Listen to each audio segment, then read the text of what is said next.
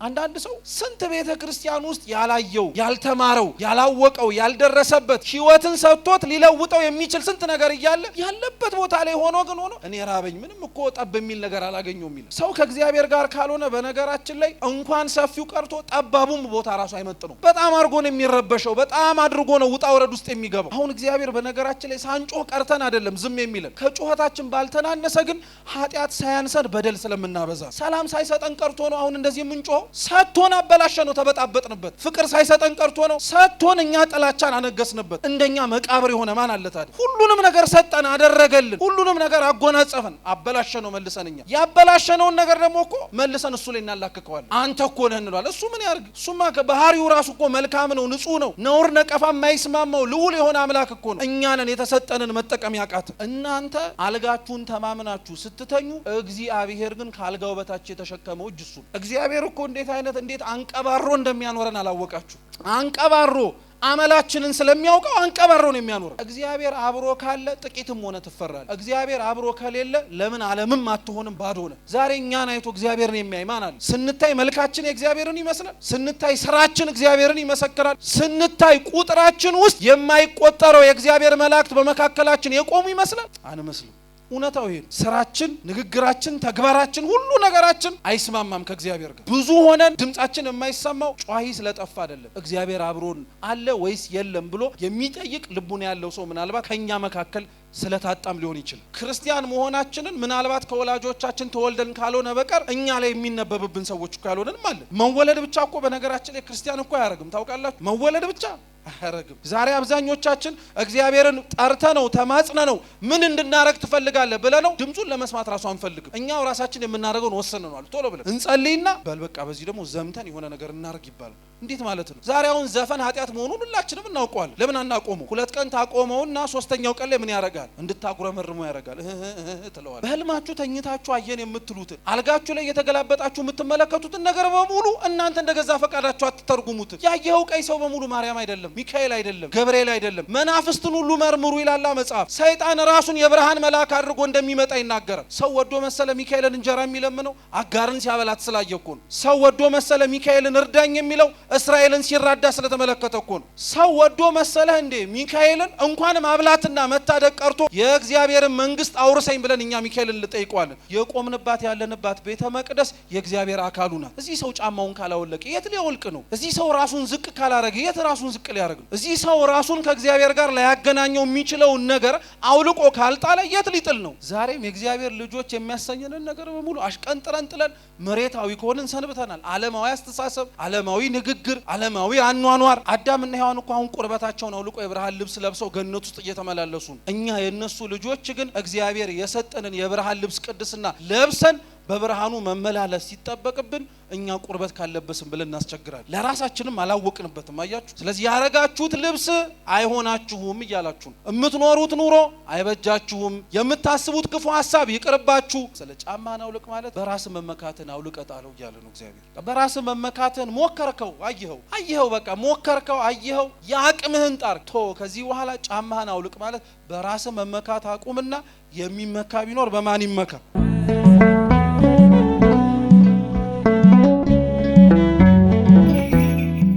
በስመ አብ ወወልድ ወመንፈስ ቅዱስ አሐዱ አምላክ አሜን። በስመ አብ ወወልድ ወመንፈስ ቅዱስ አሐዱ አምላክ አሜን። በስመ አብ ወወልድ ወመንፈስ ቅዱስ አሐዱ አምላክ አሜን። ክቡራን አባቶቻችን፣ አበው ካህናት፣ አበው መነኮሳት እንደየማዕረጋችሁ፣ ክቡራን አባቶቻችን ሊቃውንተ ቤተ ክርስቲያን፣ ወንድሞች ዲያቆናት፣ ሊቃውንተ ቤተ ክርስቲያን የሆናችሁ እንዲሁም ወንድማችን ዘማሪ ዲያቆን ሳይዛና ከሩቅም ከቅርብም የተገኛችሁ የልዑል እግዚአብሔር ቤተሰቦች በወደደን ባከበረን በአምላካችን ፍጹም ሰላም እንደምን አመሻችሁ? እንደምን ቆያችሁ? እንደምን ዋላችሁ? በቸርነቱ በምሕረቱ በይቅርታው በእድሜያችን ለቺን ሰዓት ጨምሮ በፊቱ ያሳየነውን የእምነት ማነስ የምግባር ጉድለት ሳይመለከት በይቅርታው የጠበቀን የአባቶቻችን አምላክ ልዑል እግዚአብሔር ስሙ የተመሰገነ ይሁን። በመጽሐፈ ኢያሱ ምዕራፍ 5 ላይ ተጽፎ በሚገኝ የመጽሐፍ ቅዱስ ክፍለ ምንባብ መነሻነት አድርገን እንደ እግዚአብሔር ቅዱስ ፈቃድ ባለችን ደቂቃ የምንማር ነው የሚሆነው። አስቀድሜ የመጽሐፍ ቅዱሱን ቃል ሁላችሁ መስማት እንድትችሉ በንባብ አሰማችሁና ከሰማን ካደመጥን በኋላ ሁላችን ወደ ትምህርታችን እንሄዳለን። እግዚአብሔር ከሁላችን ጋር ይሁን። እንዲህም ሆነ በዮርዳኖስ ማዶ በባህር በኩል የነበሩት የአሞራውያን ነገስት ሁሉ በባህሩም አጠገብ የነበሩ የፊኒቃውያን ነገስት ሁሉ እግዚአብሔር ከእስራኤል ልጆች ፊት የዮርዳኖስን ውሃ እስኪሻገሩ ድረስ እንዳደረቀ በሰሙ ጊዜ ልባቸው ቀለጠ። ከእስራኤልም ልጆች የተነሳ አይምሯቸውን ሳቱ። በዚያን ጊዜም እግዚአብሔር ኢያሱን ከሻፎ ድንጋይ የባልጩት መቁረጫ ሰርተህ የእስራኤልን ልጆች ዳግመኛ ግረዛቸው አለው። ኢያሱም የባልጩቱን መቁረጫ ሰርቶ የግርዛት ኮረብታ በተባለ ስፍራ የእስራኤልን ልጆች ገረዘ። ኢያሱ ሕዝቡ ሁሉ የገረዘበትን ምክንያት ይህ ነው። ከግብጽ የወጡ ወንዶች ተዋጊዎች ሁሉ ከግብጽ ከወጡ በኋላ በመንገድ ላይ በምድረ በዳ ሞቱ። የወጡትም ወንዶች ሁሉ ተገርዘው ነበር። ነገር ግን ከግብጽ ከወጡ በኋላ በመንገድ በምድረ በዳ የተወለዱ ሕዝብ ሁሉ አልተገረዙም ነበርና ኢያሱ እነዚህን ሁሉ ገረዛቸው። እግዚአብሔርም ወተትና ማር የምታፈሰውን ምድር ለኛ ይሰጠን ዘንድ ለአባቶቻችን የማለላቸውን ምድር እንደማያሳያቸው የማለባቸውን ከግብጽ የወጡ የእግዚአብሔርን ቃል ያልሰሙ እነዛ ተዋጊዎች ሁሉ እስኪጠፉ ድረስ የእስራኤል ልጆች 40 ዓመት በምድረ በዳ ይዞሩ ነበረ። ልጆቻቸውን በእነርሱ ፈንታ አስነሳ። እነዚህንም ኢያሱ ገረዛቸው፣ በመንገድ ስለተወለዱ አልተገረዙም ነበርና። በተገረዙም ጊዜ እስኪድኑ ድረስ በሰፈር ውስጥ ተቀመጡ። እግዚአብሔርም ኢያሱን ዛሬ የግብጽን ተግዳሮት ከናንተ ላይ አስወግጃለሁ አለው። ስለዚህ የዛ ስፍራ ስም እስከ ዛሬ ድረስ ጌልጌላ ተብሎ ተጠራ። የእስራኤል ልጆች በጌልጌላ ሰፈሩ። ከወሩም በ14ኛው ቀን በመሸ ጊዜ በዮርዳኖስ ማዶ በኢያሪኮ ምዕራብ ፋሲካን አደረጉ። ከምድሪቱም ፍሬ ቂጣን አዲስ እህል በዚያው ቀን በሉ። በነጋውም ከምድሪቱ ፍሬ ከበሉ በኋላ መናው ቀረ። ከዚያም በኋላ የእስራኤል ልጆች ዳግመኛ መና አላገኙም። በዚያውም ዓመት የፊኒቆንን ምድር ፍሬ ሰበሰቡ። እንዲህም ሆነ ኢያሱ በኢያሪኮ አጠገብ ሳለ ዓይኑን አንስቶ ተመለከተ። እነሆም የተመዘዘ ሰይፍ በእጁ የያዘ ሰው በፊቱ ቆሞ አየ። ኢያሱም ወደ እርሱ ቀርቦ ከኛ ወገን ነህ ወይስ ከጠላቶቻችን ወገን ነህ አለው። እርሱም እኔ የእግዚአብሔር ሰራዊት አለቃ ነኝ፣ አሁን ወደ አንተ መጥቻለሁ አለ። ኢያሱም ወደ ምድር በግንባሩ ተደፍቶ ሰገደና በባሪያ ዘንድ ምን አቁመሃል አለው። የእግዚአብሔር ሰራዊት አለቃ ኢያሱን አንተ የቆምክባት ስፍራ የተቀደሰች ናትና ጫማህን ከእግርህ አውልቅ አለው። ኢያሱም እንዲሁ አደረገ ይላል። ስለ ቅዱስ ቃሉ የአምላካችን የልዑል እግዚአብሔር ስም የተመሰገነ ይሁን። መጽሐፈ ኢያሱ ምዕራፍ 5 ከቁጥር 1 እስከ 15 ያለውን ወይም ደግሞ ሙሉ ምዕራፍ 5ን ነው እንደ እግዚአብሔር ቅዱስ ፈቃድ አሁን በንባብ ሁላችን ሲነበብ የሰማ ነው። በዚህ ቃል መነሻነት ነው የዛሬውንም ትምህርታችን የምንማረው። ሁሉንም ምናልባት ለማስታወስ ግን ሊከብድ ስለሚችል ይህን ሁሉ በአጭሩ ለትምህርታችን መነሻ ርዕስ የምናረገው የተመዘዘ ሰይፍ ይዞ ከኢያሱ ፊት የቆመው መልአክ የተናገረውን ይሆናል። አብራችሁም በሉ። አንተ የቆምክባት ስፍራ የተቀደሰች ናትና ጫማህን ከእግርህ አውልቅ። እስኪ ድጋሚ ሁላችንም በአንድነት እንበለው። አንተ የቆምክባት ስፍራ የተቀደሰች ናትና ጫማህን ከእግርህ አውልቅ። ሶስተኛ እስኪ እንበለው። አንተ እሺ የቆምክባት ስፍራ ምንህን ከእግርህ አውልቅ፣ ጫማህን ከእግርህ አውልቅ በሚል መነሻ ርዕስ አድርገን ይህንኑ ያነበብነውን ክፍለ ምንባብ መጽሐፍ ቅዱስ ላይ የተጻፈውን ታሪክ እንማራለን። በድጋሚ አምላካችን እንዲያስተምረን የእርሱ ቅዱስ ፈቃድ ይሁንልን። መጽሐፈ ኢያሱ እግዚአብሔር አምላክ በሙሴ አማካኝነት ካጻፋቸው ከአምስቱ ብሔረ ኦሪት በኋላ የሚገኝ የብሉይ ኪዳን የታሪክ መጽሐፍ ነው። መጽሐፈ ኢያሱ ተብሎ ስለሚጠራው ከሙሴ በኋላ እስራኤላውያንን እንዲመራና ቃል የገባላቸውን ምድረ ርስት ከነዓን እንዲወርሱ እግዚአብሔር የመረጠላቸው ከሙሴ በኋላ ተተክቶ ሕዝቡን ያስተዳደር የነበረ መሪ ነው። ኢያሱ እንደ እግዚአብሔር ቅዱስ ፈቃድ ሕዝቡን ይመራ የነበረ ሕዝቡንም ደግሞ ተስፋ ያደረጉትን ምድረ ርስት ከነዓንን እንዲወርሱ በጣም ትልቁን ስፍራ የተጫወተ ታላቅ መሪ ስለነበረ እስራኤላውያን በጣም ትልቅ ስፍራ ይሰጡታል። ጌታችን መድኃኒታችን ኢየሱስ ክርስቶስ በዚች ምድር ላይ ተመላልሶ በሚያስተምርበት በዘመነ ስጋዊ ወራቱ ራሱ እስራኤላውያን በጣም ትልቅ ቦታ ከሚሰጧቸው ነቢያት መካከል ሙሴና ኢያሱ በጣም ይጠቀሱበታል። ታስታውሱ እንደሆነ ክርስቶስ በፊልጵስዩስ ቂሳሪያ ላይ ተቀምጦ ደቀ መዛሙርቱን ጥያቄ ጠይቋቸው ነበረ። ምን አላቸው? ሰዎች የሰው ልጅ ማን ይሉታል አላቸው።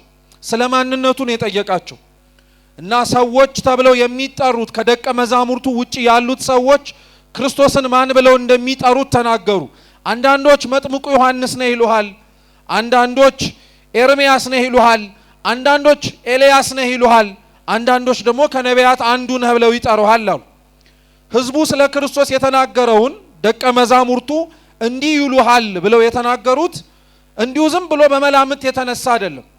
ክርስቶስ መስለውናል ብለው የጠሯቸውና እነሱ ሊሆን ይችላል ብለው የዘረዘሯቸው ሰዎች ጋር ክርስቶስ የሚያመሳስል ነገር ስላለው ክርስቶስን አንዳንዶች መጥምቁ ዮሐንስ ነህ ይሉት የነበሩት ዮሐንስ መጥምቅ በበረሃ ከነበረው ቆይታው በኋላ ወደ ኢየሩሳሌም ወርዶ ዮርዳኖስ ወንዝ ላይ ሲያጠምቅ የሚታወቅበት ትልቁ ስብከቱ የነበረው መንግስተ ሰማያት ቀርባለችና ምን ግቡ ነው። ይሄን ስብከት ክርስቶስ ራሱ ከገዳመ ቆሮንቶስ ቆይታው በኋላ ሲወጣ የሰበከው ስብከት ነው። ስለዚህ በስብከት ስለሚመሳሰሉ አንደኛ አንዳንዶች ማን ይሉሃል አሉት? መጥምቁ ዮሐንስ ነው ይሉሃል አሉት። እንኳን በነገራችን ላይ ህዝቡ የዮሐንስን ራስ ያስቆረጠው ራሱ ሄሮድስ ክርስቶስን መጥምቁ ዮሐንስ ይመስለው ነበር። የማቴዎስ ወንጌል ምዕራፍ 14 ላይ መጥምቁ ዮሐንስ ይመስለው ነበር ተብሎ ተነግሯል። ስለዚህ መጥምቁ ዮሐንስ ክርስቶስን ይመስላቸው የነበረው አንደኛ ስለ ስብከቱ ነው። ሁለተኛው ክርስቶስ መጥምቁ ዮሐንስ ነህ እያሉ ይናገሩት የነበሩት ዮሐንስ የሚታወቀው ትልቁ አገልግሎቱ ማጥመቅ ነው። የዮሐንስ ወንጌል ምዕራፍ 3 ላይ ክርስቶስ ከተጠመቀ በኋላ መርጦ አብረውት እንዲማሩ እንዲውሉ እንዲያድሩ ያዘጋጃቸው ደቀ መዛሙርቱ ያጠምቁ ነበር። በሄኖን አውራጃ ህሙማንን ያጠምቁ ነበርና የዮሐንስ ደቀ መዛሙርት ተሰብስበው ክርስቶስን ከሰሱት። ዮሐንስ ጋር ሄደው አንተ በዮርዳኖስ ያጠመቀው እሱ ደግሞ በሄኖን አውራጃ ያጠመቀ ነው አሉት። እና ዮሐንስ ወንጌል ምዕራፍ 13 ላይ በግልጽ ይናገራል። ምን ይላል? እርሱ ሳይሆን ደቀ መዛሙርቱ ነበር ሲያጠምቁ የነበሩት ይላል። እየሰማችሁ ነው? ደቀ መዛሙርቱ ነው ሲያጠምቁ የነበሩት። ግን ህዝቡ ለዮሐንስ ሄዶ ሲናገር ማን ያጠምቅ ነበር ያለው? ክርስቶስ ያጠምቅ ነበር ብለው ነው የተናገሩት። እና አባቶቻችን ይሄንን ሲያስተምሩ ምን ይላሉ? ክርስቶስ ያጠምቀው የነበረው ጥምቀት በደቀ መዛሙርቱ አድሮ የሚደረግ ስለሆነ ዛሬም በካህናቱ እጅ የምንጠመቀው ጥምቀት በማን እንደተጠመቀን አምነን የምንቀበለው ነው፣ በክርስቶስ የምንቀበለው ነው። እነሱ አጠመቁን ሳይሆን ማን አጠመቀን የምንለው ክርስቶስ አጠመቀን። እነሱ ወለዱን ሳይሆን የምንለው ማን ወለደን ድጋሚን የምንለው የእግዚአብሔር መንፈስ ክርስቶስ ወለደን ድጋሚን የምንለው። ስለዚህ መጥምቁ ዮሐንስ ነው የሚሉት ምክንያት አላቸው።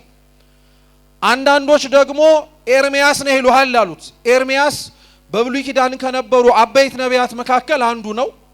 ኤርሚያስ በጣም የሚታወቀው አባቶቻችንም ሲያስተምሩ አልቃሻው ነብይ ነው የሚሉት ነብዩ ኤርሚያስን። ለምን? ህዝቡ በጣም በምርኮ በግዞት በቀኝ ግዛት ሲሰቃይ ስለነበረ፣ በተለይ ደግሞ በባቢሎን ምርኮ ዘመናት ውስጥ ሲመላለስ ስለነበረ ስለ ህዝቡ ያለቅስ ያነባ ነበር እና ራሱን ተከትሎ ራሱ ትንቢተ ኤርሚያስ ከሚባል መጽሐፍ ውጭ መጽሐፍ ቅዱሳችን ላይ ሰቆቃወ ኤርሚያስ የሚል መጽሐፍ አለ። ሰቆቃ ማለት ሙሾክ ማለት ነው። ሐዘኑን ያለቅሰው የነበረውን ለቅሶውን ከእንባው ውጪ ይናገረው የነበረውን ቃል መጽሐፍ ቅዱሳችን ላይ አለ። ስለዚህ ኤርሚያስ አልቃሻ ነው። ክርስቶስም ያለቅስ ነበር እኮ በነገራችን ላይ። ወደ ኢየሩሳሌም ሲገባ ህዝቡን ሲመለከታቸው እረኛ እንደሌላቸው በጎች ሲቅበዘበዙ አየና ክርስቶስ ለበጎቹ አለቀሰ። እንዲህ እንዲሆኑበት አልነበረም ነበር የጠበቀው። ስለዚህ ኤርሚያስ ያለቅስ ነበረ፣ ክርስቶስም ያለቅስ ነበረ። ስለዚህ አንዳንዶች ማን ነህ ብለው ጠሩት? ኤርሚያስ ነህ አሉት። እየሰማችሁ ነው? አንዳንዶች ደግሞ ኤልያስ ነህ አሉት። ኤልያስም እንደዚሁ በአንደኛ ነገሥት ተጽፈው ከሚገኙ ነቢያት መካከል አንዱ ነው። ኤልያስ በጣም የሚታወቅበት ትልቁ መገለጫው አምልኮተ እግዚአብሔር ላይ ቀናኢ ነው። በእግዚአብሔር አይደራደርም። ብቻውን ከነገስታት ፊት ቆሞ ይከራከር ነበር። እና አክዓብ እንደ ኤልዛቤል ቢያገኙት እጃቸውን አንስተው ነፍሱን ሊያጠፉት የሚፈልጉት፣ ከእግዚአብሔር ፊት ግን ንጽህናው የተመሰከረለት የነሱን ነውርና ነቀፋ ሳይፈራ ሳይጸጸት ስለ ነፍሳቸው ሲል ይገስጻቸው ነበር። በነገራችን ላይ ኤልያስ አካብና ኤልዛቤልን ይገስጻቸው ከስራቸው እንዲመለሱ ያስተምራቸው የነበረው ጀብደኛ መሆኑን ለማሳየት አይደለም። እየሰማችሁ ነው? ጀብደኛ መሆኑን፣ ደፋር መሆኑን፣ ጀግና መሆኑን ለማሳየት ብቻ አይደለም። በዋነኝነት ኤልያስ አካብን ኤልዛቤልን እንደዛ ይናገራቸው የነበረው በኤልያስ ላይ አድሮ ይናገር የነበረው የእግዚአብሔርን መንፈስ ድምጹን ጆሮአቸውን ከፍተው ቢሰሙት ኖሮ ለራሳቸውም ለነፍሳቸውም ድህነትና መመለስ እንዲሆናቸው። አሁን እኮ በነገራችን ላይ ትንሽ መናገር እንችላለን የምንባል ሰዎች የምንናገርበትንም ዓላማ ጠንቅቀን ማወቅ አለብን። ጀግና ለመባል ሰው አያወራም። እየሰማችሁ ነው? በተለይ ቤተ ክርስቲያን ሰው ጀግና ለመባል እሱማ በጣም ምን ያልተናገረው ነገር አለ በጣም ቆፍጣና ነው እንዲባል አይደለም ማውራት ያለበት። ሰው ማውራት ያለበት ሰው መናገር ያለበት ለነፍስ ድህነት የሚጠቅምና የሚበጅ ነገር ሲሆን ነው። አለበለዚያ ዝምታ ይሻለዋል፣ እንዲያው ዝም ቢል ይሻለው። ስለዚህ ኤልያስ ፊት አይቶ አያዳላ መናገር ያለበትን ይናገር ነበር። ክርስቶስም ያው ነው። ፈሪሳውያንን ሰዱቃውያንን በቤተ መቅደሱ ዙሪያ የነበሩትን እርሱ የሾማቸውን ሰዎች ስለ ሹመታቸው ብሎ ዝም አላላቸውም ነበር። ሲያጠፉ ጥፋተኛ ናችሁ እያለ ይናገር ነበር። ስለዚህ እንደ ኤልያስ ክርስቶስም ለራሱ መንግስት ቀናኢ ነው። ስለዚህ አንዳንዶች ኤልያስ ነህ አሉት፣ ሌሎች ደግሞ ከነቢያት መካከል አንዱ ነህ አሉት። እስኪ ሌሎች ደግሞ በሉ ከምኖች መካከል ስንቱ ነህ አሉት። እስራኤላውያን ነቢያት ብለው የሚጠሯቸው በነገራችን ላይ ሙሴና ኢያሱን። ግን አይገርማችሁም? ዮሐንስም እኮ መጥምቁ ማለት ነው ነብይ ነው። የብሉይ ኪዳን የመጨረሻው ነብይ፣ ለሐዲስ ኪዳን የመጀመሪያው ሐዋርያ ዮሐንስ መጥምቅ ነው። በረከቱ ለሁላችን ትድረሰን። ኤልያስም ነብይ ነው፣ በደንብ ተጠንቅቆ የሚታወቅ ነው። ኤርሚያስም ነብይ ነው፣ በደንብ ነው የሚታወቀው። ግን እነሱን ከነቢያት መካከል አንዱ ነህ ብለው አልጠሯቸው፣ በየስማቸው ነው የጠሯቸው። ነብይ ነው ብለው ግን ለመጥራት የሚፈልጉት እነሱ ሙሴና ኢያሱን። ክርስቶስ እርግጥ ነው ሙሴን የሚመስልበት ነገር አለ፣ ኢያሱንም የሚመስልበት ነገር አለ። ሙሴን የሚመስለው ሙሴ ግብፃውያንን ከነበረ እስራኤላውያንን ከግብፅ ባርነት ነፃ እንዳወጣቸው ግብፅ በተባለች በሲኦል ውስጥ ስንሰቃይ የነበርነውን እኛን ያወጣን አማናዊው ሙሴ ክርስቶስ ስለሆነ ሙሴ ነህ ብለው ቢጠሩት ምንም የሚያስደነግጥ ነገር አይደለም። በግብር ስለሚመሳሰሉ ነው። ኢያሱም ተመሳሳይ ነው። ከነዓንን እንዳወረሳቸው ሁሉ ርስት መንግስተ ሰማያትን ያወረሰን ማን ነው? ክርስቶስ አምላካችን ነው። ስለዚህ ሙሴ ነህ ወይ ኢያሱ ነህ እያሉ ይናገሩት ነበረ ማለት ነው። እና ጌታችን ኢየሱስ ክርስቶስ በጣም ህዝቡ ለእስራኤላውያን በጣም ትልቅ ቦታ ያላቸውን እነዚህ ኢያሱን እነዚህ ሙሴንና ሌሎችም ነቢያትም በጣም ትልቅ ቦታ እንዳላቸው እንዳናውቀው ነው ኢያሱ። ስለዚህ እስራኤላውያን ከግብፅ ባርነት የወጡበት ጊዜ ላይ ከሙሴ ጋር የነበረ አንድ ሰው ነው። የመጀመሪያው ጸአት ተብሎ የሚነገረው ወይንም ደግሞ የመጀመሪያው መውጣት የሚባለው እንደምታውቁት እንግዲህ እስራኤላውያን ከግብፅ ባርነት የወጡበትን ወደ ግብፅ የገቡበትን እንዴት እንደወጡ ግን በተወሰነ መልኩ ላስታውሳችሁ። ለምን መሰረታዊ የሆኑ መማሪያ ክፍሎችና ነጥቦች ስላሉት። እየሰማችሁ ነው? እግዚአብሔር ከሁላችን ጋር ይሁን። እስራኤላውያን ወደ ግብፅ የወረዱት እንግዲህ በረሃብ ነው እንደምታውቁት። ያዕቆብ ይኖርባት የነበረችው ቦታ ላይ እና ዙሪያቸው ላይ በጣም ትልቅ ረሃብ ተነሳ። ስለዚህ ያን ረሃብ ለመታገስ ያን ረሃብ ለማለፍ ተብሎ በግብፅ መሬት ላይ ምግብ እንዳለና ያንን የረሃብ ዘመን ለማሻገር የሚያስችል ደግሞ ቋትም ጎተራም እንደሞላ ሰሙ።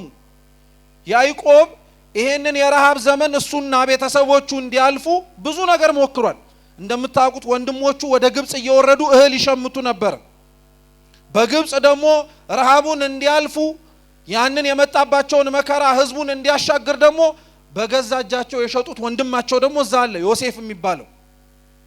ዮሴፍ ያለባት ቦታ ላይ ግብፅ ላይ እህል እንዳለ ሰሙና ለአባታቸው ነገሩት።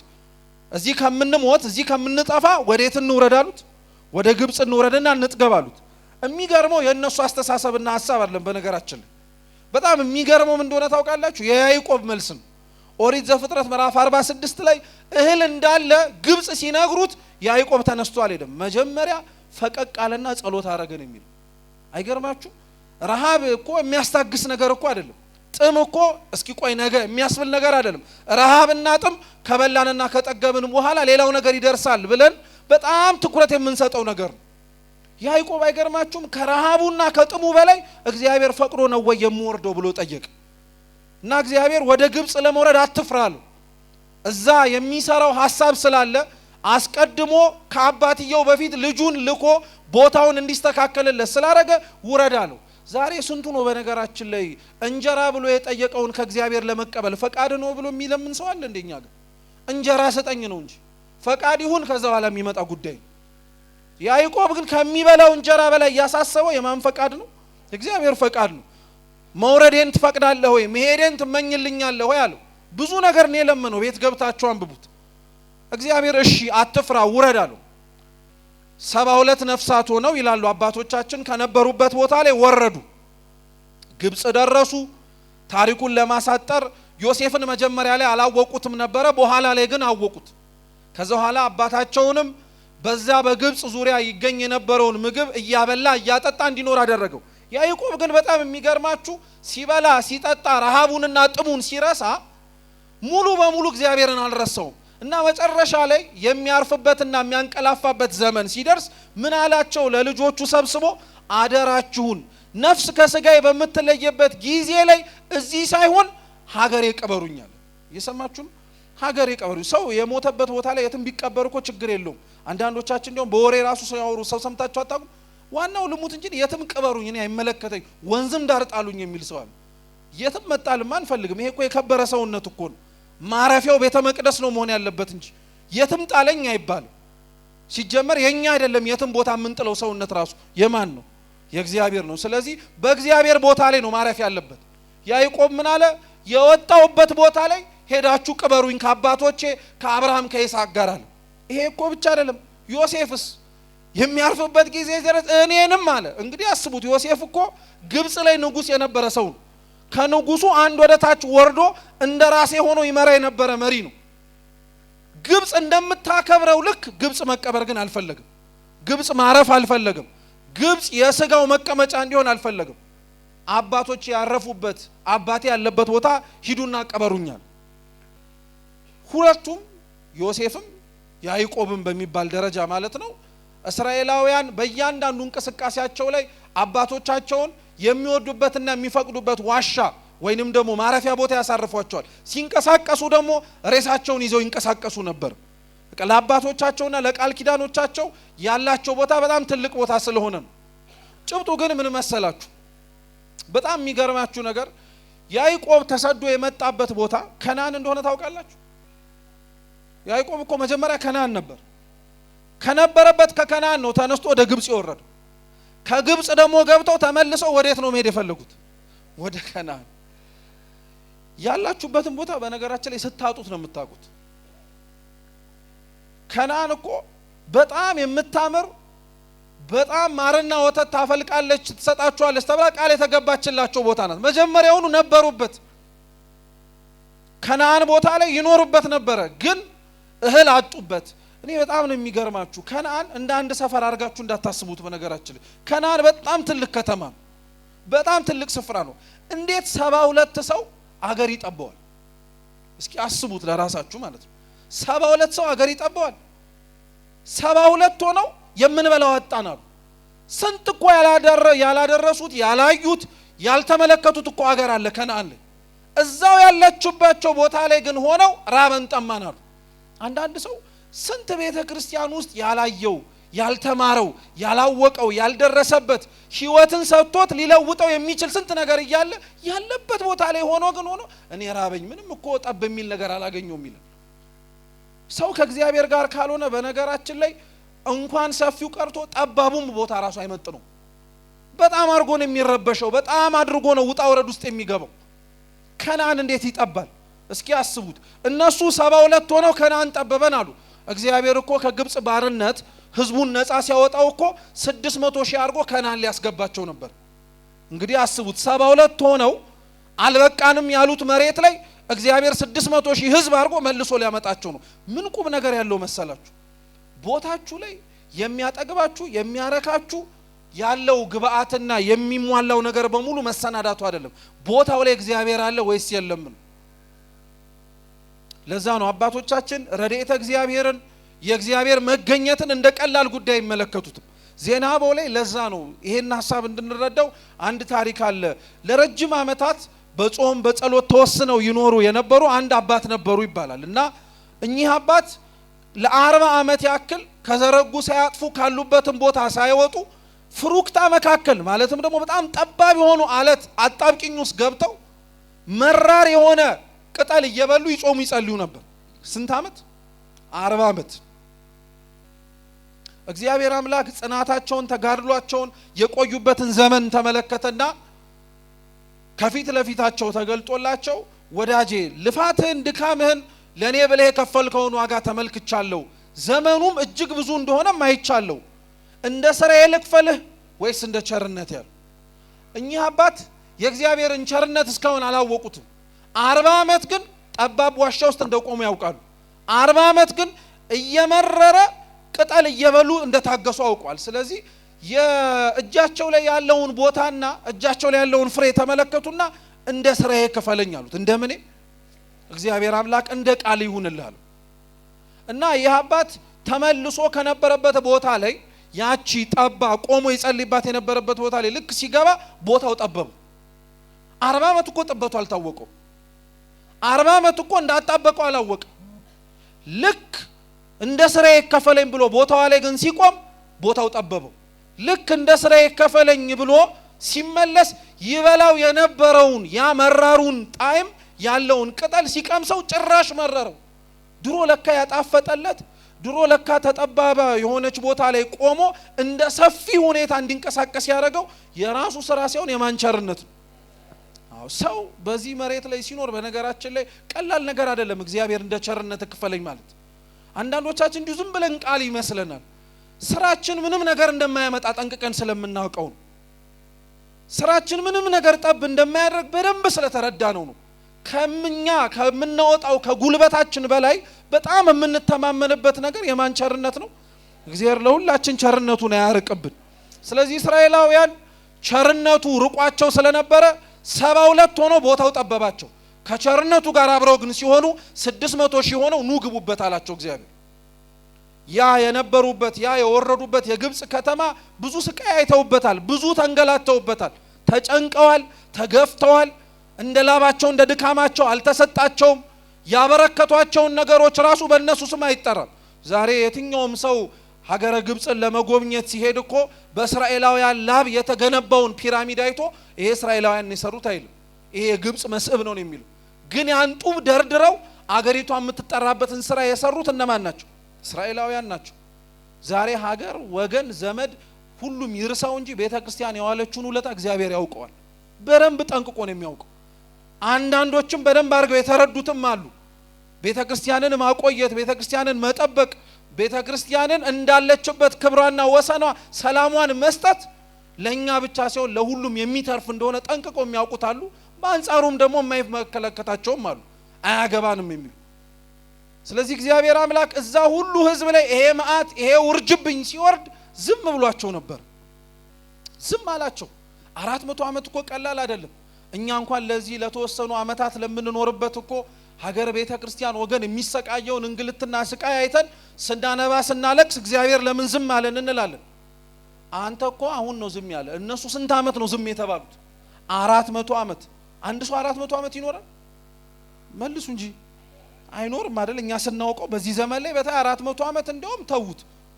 ረጅም ዓመት ብዙዎቻችን አንኖርም። ወዲያውኑ በጊዜም እንጠራለን። ኖሩም ከተባለ ምናልባት ከመቶ ከዛ በላይ አንሄድ። 400 ዓመት ማለት ትውልድ አልፎ ትውልድ ተተክቷል። በችግር ውስጥ ብዙዎች አልፈው ሌሎችም ተወልደዋል እዛው ስቃይ ውስጥ። 400 ዓመት ሙሉ እግዚአብሔር ዝም አላቸው። ለምን ዝም አላቸው 400 ዓመት? ምክንያት አለው። በነገራችን ላይ አንደኛ ዝም ያላቸው ለምን መሰላችሁ? ህዝቡ ስቃይና እንግልት ላይ መሆናቸውን ሳያይ ቀርቶ አይደለም። ግን እስራኤላውያን ባሪያ ሆነው የተገዙበት የግብጽ መሬት ላይ እንደ ግብጻውያን ይኖሩ ነበር። በጣም እኮ ነው የሚገርማችሁ። ችግርተኛ ሆነው ያ ሁሉ መከራና ስቃይ የሚያደርስባቸው ህዝብ መካከል ሆነው የህዝቡን አምልኮተ ጣዖት አብረው ይሳተፉ ነበር። የህዝቡን ባህል አኗኗር እሴቶቻቸውን አብረው አጋብተው ነበር። ስለዚህ እግዚአብሔር እንዴት ይቅረባቸው? ከጩኸታቸው ባልተናነሰ የሚሰሩት ኃጢአትና በደል ነበር። አሁን እግዚአብሔር በነገራችን ላይ ሳንጮህ ቀርተን አይደለም ዝም የሚለን። ከጩኸታችን ባልተናነሰ ግን ኃጢአት ሳያንሰን በደል ስለምናበዛ በምን ጮህበት ልክ እኮ በመንጣራበት መጠንና ድምጽ ልክ አብረን እኮ ዝም ማለትና መቀነስ ያለብን በደልም ጭምራል። ግን እኛ በዚህ በኩል እንጮሃለን፣ በዚህ በኩል ደግሞ ሌላ ኃጢያትና ደባ እንሰራለን። ስለዚህ ዝም አላቸው። ሁለተኛ እስራኤላውያንን ዝም ያላቸው አይቶ እንዳላየ ሰምቶ እንዳልሰማ ዝም ያላቸው ሙሴ እስኪነሳ ድረስ ነው። ሰለስቱ ምዕት ይናገራሉ። እግዚአብሔር ያለ ስራ ያለ ምክንያት ምንም ነገር አያረግም ይላሉ። ማረግ ተስኖት አይደለም። ያለ ሙሴ ህዝቡን ማውጣት፣ ያለ ሙሴ ያንን አገዛዝና ቀንበር ነፃ ማላቀቅ ከብዶት አይደለም። ሙሴን የፈለገው እግዚአብሔር ህዝቡን እንዲምር ምክንያት በሱ እንዲገኝ ስለፈለገ ነው። ዛሬ እግዚአብሔር በነገራችን ላይ ስንጮህ ምናልባት ዝም ያለን እንደ ሙሴ ምክንያት ሊያገኝባቸው የሚችሉ ሰዎች ስላላገኘ ቢሆን እስከኛ መካከል እንደ ሙሴ ቅን የሆነ እንደ ሙሴ ራሱን ዝቅ ያረገ እንደ ሊቀ ነቢያት እንደ ቅዱስ ሙሴ እኔ ከሌላው ልቅደም ብሎ ነፍሱን ለሌላው አሳልፎ የሚሰጥ ሰው ከኛ መካከል አለ እንዴ? እኛ ሌላውን መማገድን የምናውቅበት እንጂ ሌላውን መክተት እሳት ውስጥ ነው የምናውቀው እንጂ ወንድሜ እህቴ ከምትቃጠል በኔ ምክንያት ነው የመጣው ብለን እንኳን አንመጣም።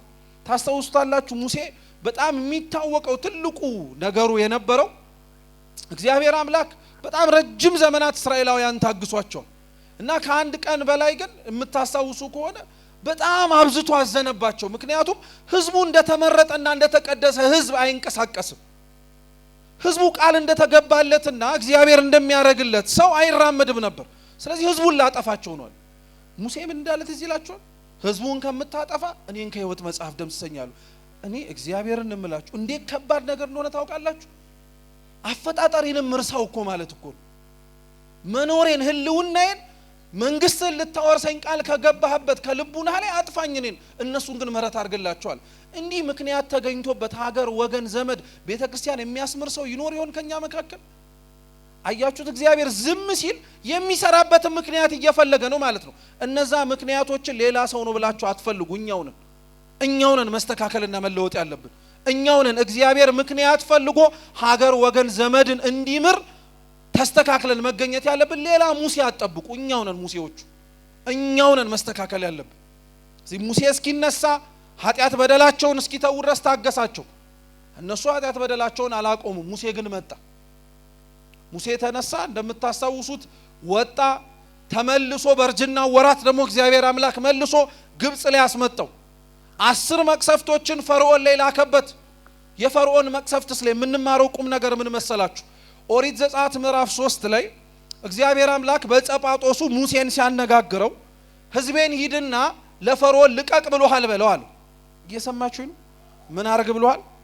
ልቀቅ ብሎሃል በለዋል። ሙሴ ብዙ ነገር ተናግሯል። እግዚአብሔር ከተናገራቸው ነገሮች መካከል በጣም የሚገርመው ምን መሰላችሁ? ምን አለ? የፈርዖንን ልብ አጽንቼባቸዋለሁ አለ። እየሰማችሁ? የፈርዖንን ልብ ያጸናው ራሱ ማን ነው? እግዚአብሔር እኮ። እንዲጨክንባቸው ልቡን ያደነደንኩት ማንኛል?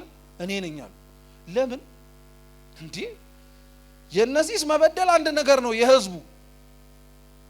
የህዝቡ ማጥፋት እሱን ተውት። የሚያሰቃያቸው ሰው እንዳይራራላቸው ራሱ ልቡን ያስጨነቅኩት ማንኛል? እኔ ነኝ፣ እኔ አምላካቸው ነኝ። እግዚአብሔር ምን ሊለን ፈልጎ መሰላችሁ?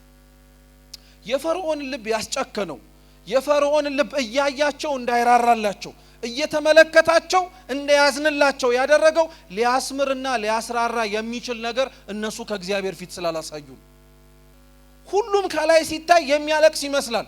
ሁሉም ከላይ ሲታይ እያነባ ማረኝ የሚል ይመስላል። ከነሱ መካከል ግን አንዳንዶች ነበሩ ግብጽ አገዛዙ የተመቻቸው፣ መኖሩ የተስማማቸው። ወጥተውም እኮ አጉረምርሟል። ታውቃላችሁ? ለሙሴ ተናግረውታል እኮ በደንብ አድርገው። ያወጣህን በረሃ ላይ ልትገለን ነው ብለውታል። ካንተ ከዚህ ከምታሰቃየን በረሃ የግብጽ ሽንኩርት ይሻለናል ብለውታል። አያችሁ? ልባቸው ውስጥ ነበር በደንብ ጠንቅቆ። ስለዚህ ከልባቸው አውጥተው ከልባቸውም አሽቀንጥረው እግዚአብሔርን የሚፈልጉበትን ምክንያት ስላልተገኘ የፈርዖን ልብ እኔ ነኝ ያስጨከንኩባቸዋል። እግዚአብሔር እኮ እንደዚህ አይነት አምላክ እኮ ነው። ሳትፈልገው በልብ ውስጥ ሌላ ነገር ደባ ይዘህና ሌላ ዓላማ ኖሮ ከፊት ለፊቱ ስትቆም ሞኝ እኮ አይደለም እግዚአብሔር። ልብን ኩላሊትን ይመረምራል ሲባል ንግግር ብቻ ይመስለናል እንዴ? በደንብ አድርጎ ነው የሚፈትነው የሚያየው እግዚአብሔር። ስለዚህ ህዝቡን በደንብ አድርገው እንዲታሹ አረጋቸው። በደንብ አድርገው እንዲበቁ መከራ በቃን እስኪሉ ድረስ ችግር በቃን እስኪሉ ድረስ በደንብ አቆያቸው። ከዛ በኋላ ግን የፈርዖንን ልብ ያጸናው እግዚአብሔር መልሶ ራሱ ሰበረው። የመጨረሻው መቅሰፍት ትዝ የሚላችሁ ከሆነ 10ሩንም መቅሰፍት አረገና እግዚአብሔር 11ኛው መቅሰፍት የሚባለው ሞተ በኩር ነው። የፈርዖን ልጅ ጨምሮ መቃንና ጉበኑን ላይ ደም ያልቀቡትን ሰዎች በሙሉ ከብትም እንስሳንም ጨምሮ የመጀመሪያ ልጆቻቸው ሞቱ ሁሉም።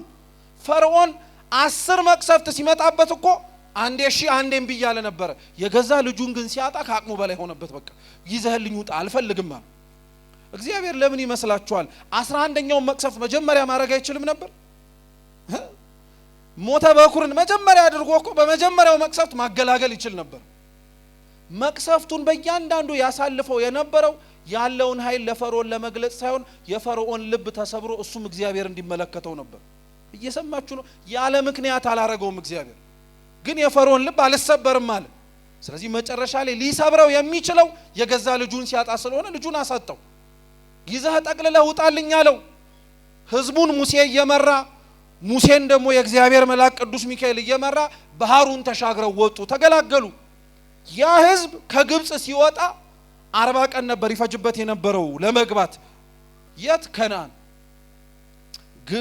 ከነዓን በነገራችን ላይ አሁን ባለው ፍልስጤም ውስጥ የምትገኝ ከተማ ናት እና ቅርብ ነው ልላችሁ ፈልጌ ነው። ከግብጽ ወደ ፍልስጤም ለመሄድ ባሁኑ በጥንቷ ጊዜም ጨምሮ 40 ቀን ነበር ይፈጅባቸዋል ያላችሁ። 40 ዓመት ግን ተንገላቱ። ለምን? 40 ዓመት ያንገላታቸው መንገዱ ረዝሞ አይደለም። ለሚወርሱት ቦታ ግን የተዘጋጁ ሰዎች አልነበሩ። ስጠን ላሉት ስፍራ ግን እነሱ ብቁ አልነበሩም። ዛሬም ተመሳሳይ ነው። በነገራችን ላይ ስጠን የምንለውን ሰላም ለመቀበል እግዚአብሔር እጃችን ዝግጁ ካልሆነ እስከንዘጋጅ ያዘገየዋል። የምንለምነውን ፍቅር ለመቀበል ልባችን ክፍት ካልሆነ አሁንም እግዚአብሔር ያዘገየዋል። እንደ ጠራነው ጥሪ ፈጥኖ የማይደርሰው የተቀበልነውን ነገር ዋጋ መስጠት የምንችልበት ጊዜ ካልሆነ አሽቀንጥረን መልሰን እንጥለዋለን። ለዛ ነው በነገራችን ላይ ሰው እንዴት ክፉና ጨካኝ እንደሆነ የምታውቁት ልበ አምላክ ቅዱስ ዳዊት መዝሙር 13 ላይ ጸባያችን ምን አይነት ጸባይ እንደሆነ ይናገራል። እና ምን ይላል? ከመቃብር ክሱት ጎራኢቶሙ፣ አፋቸው እንደተከፈተ መቃብር ነው ይላል። መቃብር አስቡት። ሰው ሲሞት እኛ አጥበን ንጹህ የሆነ ጨርቅ አምጥተን ገንዘን አዲስ የሆነ ሬሳ ሳጥን አምጥተን እንደየሀገሩ ስርዓት ደግሞ አንዳንዶችም ሽቶ የሚነሰንሱ አሉ። ሽቶ ነስንሰን አክብረን አፈር ውስጥ እንከተዋለን። ከ3 ቀን በኋላ ከ4 ቀን በኋላ ግን እስኪ እንዴት ነው ብለ ቆፍረ ብታየው እንጨቱም ቆሽሿል፣ ጨርቁም ቆሽሿል። አንተ ሽቶ የነሰነስከውም ሬሳ መሽተት ጀምሯል። መቃብር እንደሰጠው አድርጎ አይመልስም። እግዚአብሔርም እኛ እንደዛን ይሆንበት የሰጠንን ነገር በሙሉ አበላሽተን መለስንለት። ሰላም ሳይሰጠን ቀርቶ ነው አሁን እንደዚህ የምንጮኸው። ሰጥቶን አበላሸነው፣ ተበጣበጥንበት።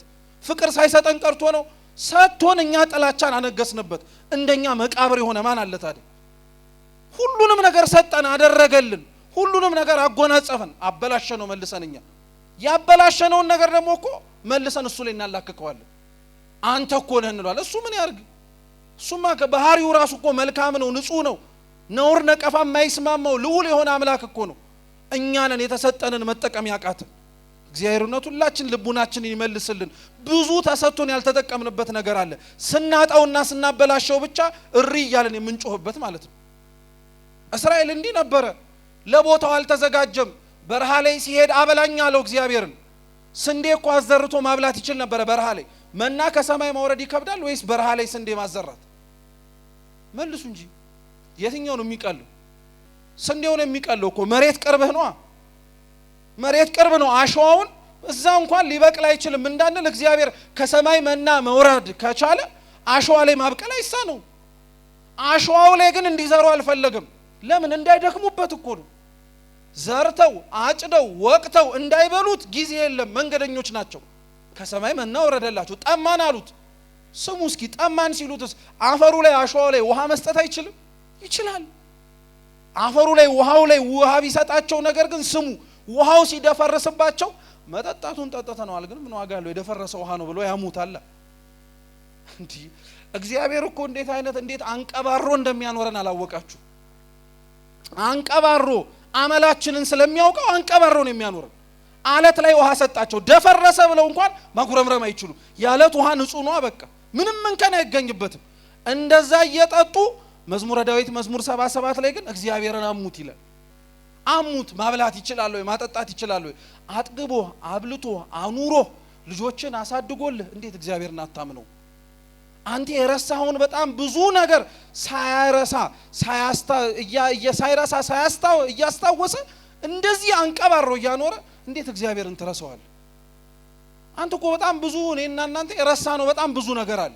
ትላንትና ያጠቃንን ጠላት ረስተነዋል፣ ጠፍቷል። አሁን ትላንትና ሰላም የነሳንን ነገር ረስተነዋል። አሁንማ ጥሩ ላይ ነና።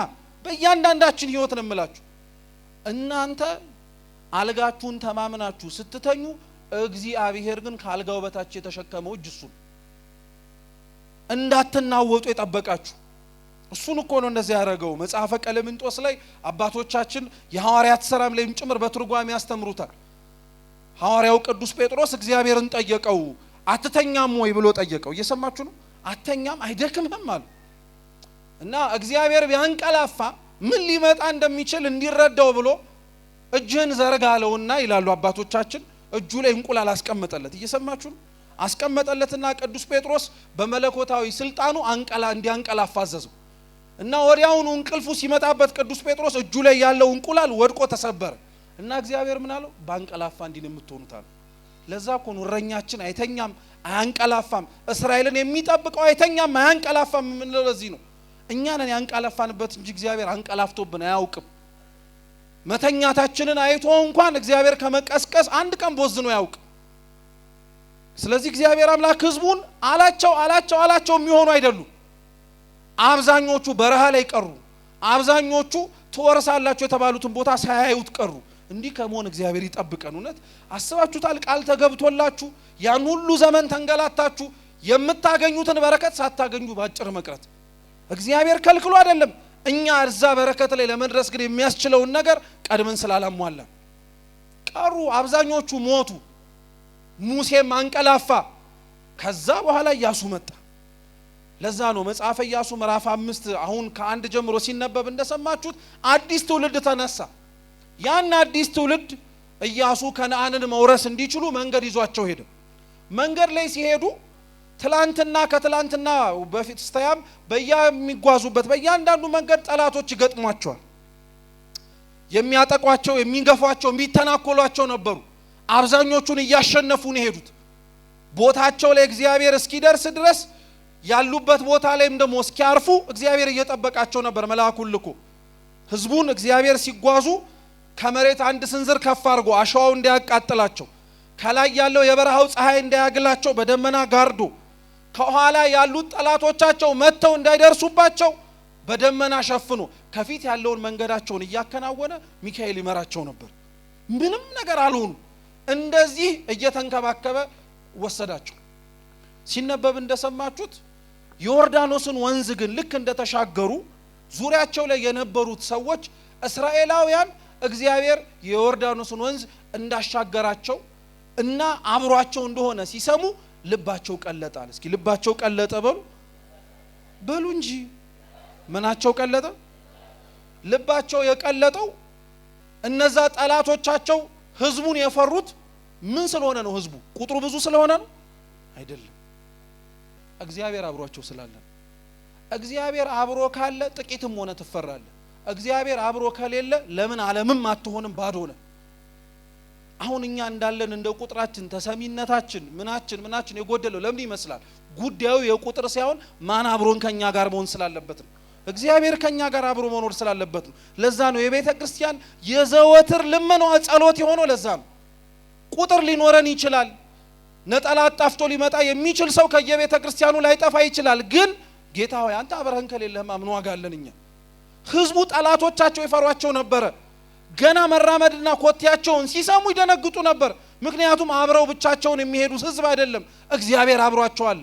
ጠላት እንዲፈራ፣ ጠላት እንዲሰነጠቅልህ፣ ጠላት ከፊት ለፊት ያለው በሙሉ እንዲታለፍ የምትፈልግ ከሆነ አብሮ እግዚአብሔር እንዲሆን ለምን ነው። ሌላ ነገሩን ተው። ጠላትን ማጥፊያ እንትንን ማራቂያ ሌላ ገለመኔ ቅብር ጥሶ ይያል ስር መማሱን ቅጠል መበጠሱን ተው። አትድከም። እግዚአብሔር የእውነት አብሮ ካለ ማንም አብሮ ሊጠጋ አይችልም። ማንም አብሮ ሊቀና ብሎ ሊያይ አይችልም። ልባቸው ይቀልጣል እኮ ማለት ቀላል ነገር መሰላችሁ እንዴ? ልባቸው ይቀልጣል ማለት እኮ የውጭ ያለ ፍርሃት አለ፣ ውስጣቸው ይረዳል፣ ይንቀጠቀጣል። ህዝቡን ሲያዩ እግዚአብሔርን ያያሉ። ዛሬ እኛን አይቶ እግዚአብሔርን የሚያይ ማን አለ? ስንታይ መልካችን የእግዚአብሔርን ይመስላል። ስንታይ ስራችን እግዚአብሔርን ይመሰክራል። ስንታይ ቁጥራችን ውስጥ የማይቆጠረው የእግዚአብሔር መላእክት በመካከላችን የቆሙ ይመስላል። አንመስልም። እውነታው ይሄ ነው። አንመስልም። ስራችን፣ ንግግራችን፣ ተግባራችን፣ ሁሉ ነገራችን አይስማማም ከእግዚአብሔር ጋር። ስለዚህ እየተራመድን ብዙ ሆነን የማንፈራው፣ ብዙ ሆነን ድምጻችን የማይሰማው ጯሂ ስለጠፋ አይደለም። እግዚአብሔር አብሮን አለ ወይስ የለም ብሎ የሚጠይቅ ልቡና ያለው ሰው ምናልባት ከኛ መካከል ስለታጣም ሊሆን ይችላል። ስለዚህ ልባቸው ቀለጠ፣ ፈሩ። ኢያሱንም እግዚአብሔር እንዲህ አለው አለ፣ አሁን የምትገቡባትን ምድረ ርስት ከነዓንን የምትወርሷት እንዲሁ ተነስታችሁ ስለመጣችሁ አይደለም። የባልጩት ድንጋይ አንሳና ህዝቡን ሁለተኛ ጊዜ ግረዛቸዋል። የመጀመሪያው ህዝብ የተገረዘው በረሃ ላይ ቀርቷል። እነዚህም ከነሱ ስለተወለዱ ብቻ ሳይሆን ስለተገረዙ ስለሆነ የሚገቡት ግረዛቸዋል። ግዝረት ኦሪት ዘፍጥረት ምዕራፍ 12፣ 13፣ 14፣ 15 በተደጋጋሚ የአብርሃምን ቃል ኪዳን ለማክበር እግዚአብሔር አምላክ የሰጠው ቃል ነው። የአብርሃም ዘር ከሌላው ዘር ይለይ የነበረው ወንዱ ተገርዞ ነው። ሴቷ ደግሞ በድንግልና ደሟ ነበር። ስለዚህ ህዝቡን ግረዛቸዋል። አንድም ዘራቸው ከአብርሃም እንደሆነ እንዲታወቅ፣ አንድም የሚገቡባት ከነዓንን የሚወርሱት ከተገረዙ ሰዎች ስለተወለዱ ሳይሆን እነሱም ምን ሲሆኑ ነው አለ? ስለተገረዙ። ዛሬ እኮ ክርስቲያን መሆናችንን ምናልባት ከወላጆቻችን ተወልደን ካልሆነ በቀር እኛ ላይ የሚነበብብን ሰዎች እኮ ያልሆነንም አለ። መወለድ ብቻ እኮ በነገራችን ላይ ክርስቲያን እኮ አያረግም። ታውቃላችሁ?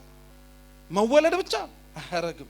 አባ ጊዮርጊስ ለዛ እኮ ነው ያርጋኖን ጸሎቱ ላይ እመቤታችንን እመቤቴ ሆይ ክርስቲያን ያርግኝ ይላታል። እንዴ እንደሱ ማን ክርስቲያን አለና እንደ አባ ጊዮርጊስ? ግን ክርስቲያን ማለት ከመወለድም ያልፋል። ክርስቲያን ማለት ወላጆቻችን ክርስቲያን ሆነው ከመወለድም በላይ ትልቅ ትርጉም አለው። የምንወርሳት ከነዓን የተባለችውን የእግዚአብሔርን መንግስተ ሰማያትን የምንወርሰው ወላጆቻችን ክርስቲያን ሆነው ስለተወለዱ ብቻ ሳይሆን እኛም ስንገረዝ ነው። ግዝረት ማለት ለሐዲስ ኪዳን ጥምቀት ማለት ነው።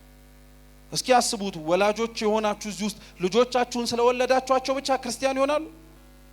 በ40 በ80 ቀን ምንድነው የምናስደርጋቸው? ቤተክርስቲያን አምጥተን እናስጠምቃቸዋለን። ግዝረት ለአብርሃም ዘር ቃል ኪዳን እንደሆነ ሁሉ ልጆቹ ናቸው የእግዚአብሔር ተብሎ ማመላከቻ እንደሆነ ሁሉ ለሐዲስ ኪዳን የእግዚአብሔር ልጆች ናቸው ተብለን የምንጠራበት ንጹህ ምልክታችን ግዝረት የተባለ ጥምቀታችን። ስለዚህ ግረዛቸው አሉ። ደግሞ ግረዛቸው ሲል እኮ አንዴ አይደለም ሁለተኛ ጊዜ ግረዛቸው አለ። እስኪ ሁለተኛ ጊዜ በሉ እንጂ ያለ ምክንያት የተጻፈ አንዲት ቃል የለም። ልብ ብላችሁ ስሙ። ሰው ስንቴ ነው ሊገረዝ የሚችል? አንዴ ነው አይደል? እናንተ አታውቁም እኮ ምን ሆናችሁ ነው? ስንቴ ነው ሰው ሊገረዝ? ወንድ ልጅ ስንቴ ነው የሚገረዘው? ሁለቴ ይገረዛል? አይገረዝም። ሁለቴ ጊዜ ወይም ሁለተኛ ጊዜ ግረዛቸው ማለት ምን ማለት መሰላችሁ? አንደኛ እንደ ታሪኩ አውድ ብትመለከቱት አዲስ ህዝብ ስለሆነ ምን አርጋቸው ማለት ነው? ስላልተገረዙ ግረዛቸው ማለት ነው። ስለዚህ አዲስ ድጋሚ ህዝብ ስለሆነ ግረዛቸው ለማለት ነው። ሁለቴ ግረዛቸው ግን ማለት ምን መሰላችሁ? የመጀመሪያው ግዝረት ተብሎ እየተጠቀሰ ያለው የኦሪቱ የመጀመሪያው ህግ ነው። ግረዛቸው ያለው በድንጋይ ነው። ድንጋይ የተገረዙበት ብቻ ሳይሆን የእግዚአብሔርን ትእዛዝ የተቀበሉበት ህግም ጭምር ነው። ጽላቱን እግዚአብሔር በምን ላይ ነው ህጉን ጽፎ የሰጣቸው? በድንጋይ ነው። የመጀመሪያው ግርዛት እሱ ነው። መጀመሪያ በህጉ ገረዛቸው። ኃጢአትን፣ ነውርን፣ ጥፋታቸውን እንዲያስተካክሉ። የተገረዘ ሰው የሚወድቀው ስጋ እንደማያስፈልገው ሁሉ በህጉ ገረዛቸውና ኃጢአታቸውን ተው አላቸው። እነሱ ሊሰሙ ነው እንዴ? ጭራሽ ህጉን ይዞ የወረደውን ሙሴ እነሱ ታች ምን ሲያረጉን የጠበቁት? ጥጃ ሰርተው እያመለኩ። እግዚአብሔርን ህግ ስጠኝ ብሎ የሚለምን ህዝብ ህጉን እስኪሰማ ድረስ መታገስ አለበት።